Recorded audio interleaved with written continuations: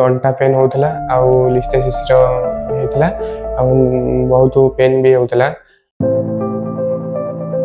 नमस्कार, मु शुभम स्वाई, मु केन्द्रापड़ा आसी अच्छी मोर एज है 19 वर्ष। मोर बहुत अंटा पेन होता लिस्थेसिस होता बहुत पेन भी होता स्लीप डिस्क भी प्रॉब्लम होता मु बहुत वर्ष है असुविधा थी।